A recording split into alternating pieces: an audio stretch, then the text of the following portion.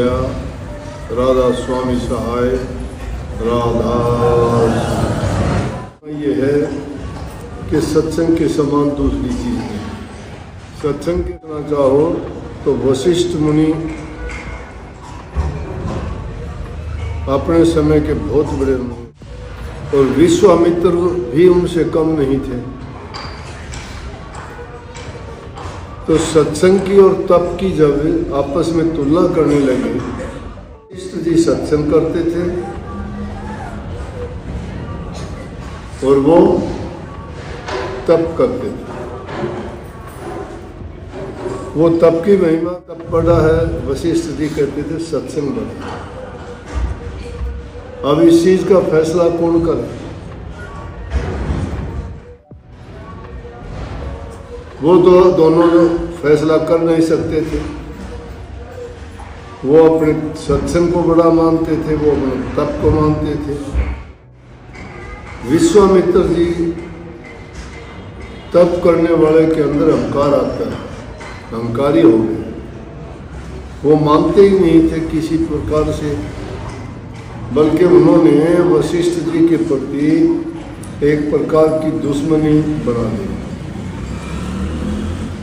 और कई ऐसे अवसर आए जो उनको नीचा दिखाने के लिए प्रयास करते। लेकिन वशिष्ठ जी जो सत्संग करते थे, सत्संग कराते थे, सत्संग की महिमा जानते थे, वो ध्यान नहीं करते। परंतु एक बात, विश्वामित्र को राज ऋषि ही कहते थे, क्योंकि जो राजकाज को छोड़ के ऋषि हुए थे, तो जब कभी उनका मिलन होता तो उनको कहते थे आइए राज ऋषि। तो इस बात से उनको चिढ़ थी। तो जब दोनों की इस बात के लिए बहस हुई, वो कहते सत्संग बड़ा है, वो कहने लगे तप बड़ा है। तो ब्रह्मा जी के पास गए, विष्णु जी के पास गए, लेकिन उनका कहीं भी फैसला नहीं हुआ।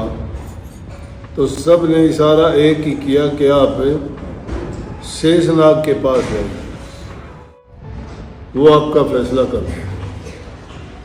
तो शेषनाग के बारे में ये कहते हैं कि सारी पृथ्वी को शेषनाग ने अपने सिर पे उठा रखा है, और ये पृथ्वी सारी उसी पर आधारित है, टिकी हुई है।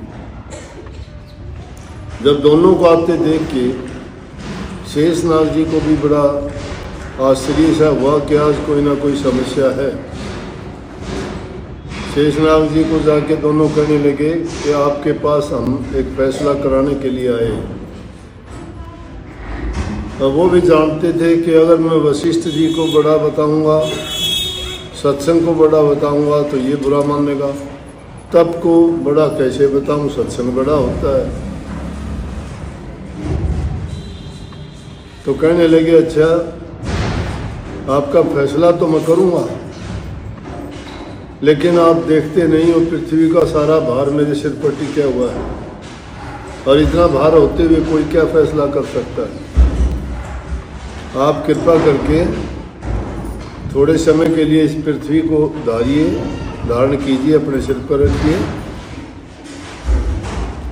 मैं आपको फैसला सुना दूंगा।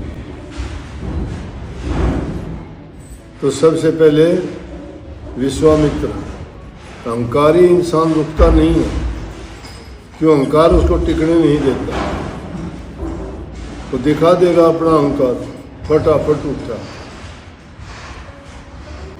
इसी प्रकार से दुर्योधन के साथ भी यही घटना हुई थी महाभारत में।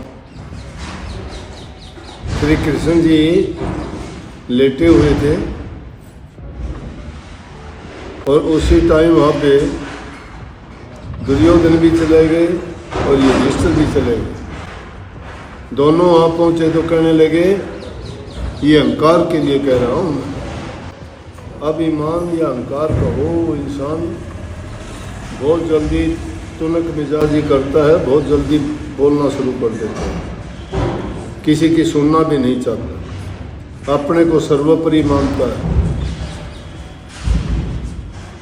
तो जब जाके श्री कृष्ण जी के पास कहने लगे हाँ कि कहो कैसे आए युधिष्ठिर जी। तो दुर्योधन बोलने लगा कि ये पहले मैं आया हूँ, मेरे से पूछिए। बोला चलो आप बता दो कि हमारा युद्ध होने वाला है और युद्ध में हम आपके पास आए हैं, हमारा साथ दो। आप किसका साथ दो?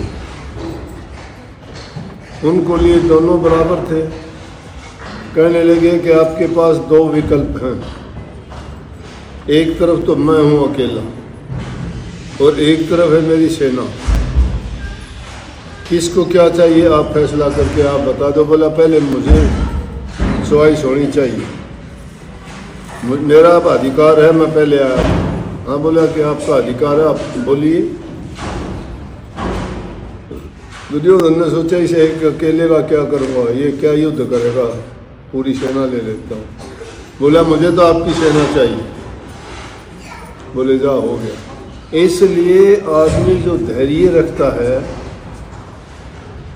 अगर वो थोड़ा सा वक्त का इंतज़ार करे तो उसके हक में सारी चीज़ें परिस्थितियाँ दिखाए, वो इंसान हमेशा नुकसान ही उठाता है।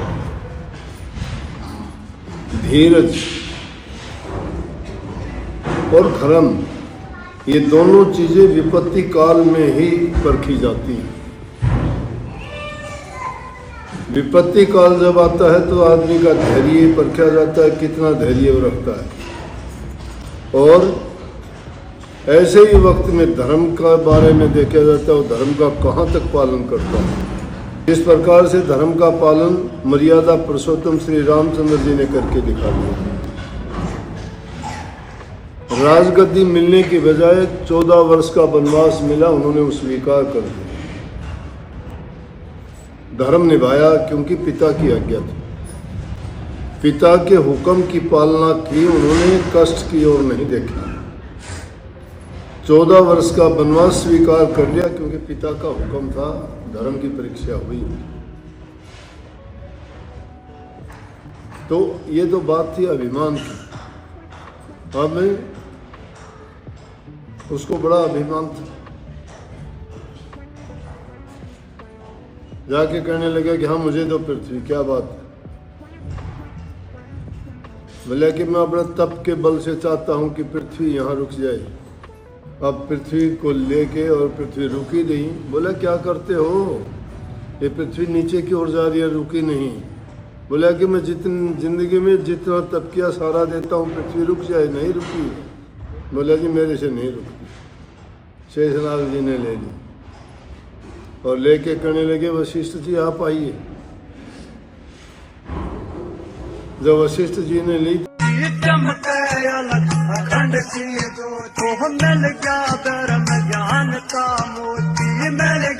वशिष्ठ जी ने तो सत्संग कर दिया ना, एक घड़ी का सत्संग। बोला कि एक घड़ी के सत्संग से इन्होंने पृथ्वी को रोक दिया, तेरी सारी जिंदगी भर के तप के कारण ये नहीं रुक पाई, तो फैसला हो चुका है, मेरे मुंह से क्या कहलवाते हो, तुम अपने आप सोच लो कि क्या हुआ। तो ये सत्संग की महिमा है। सत्संग में जाने से,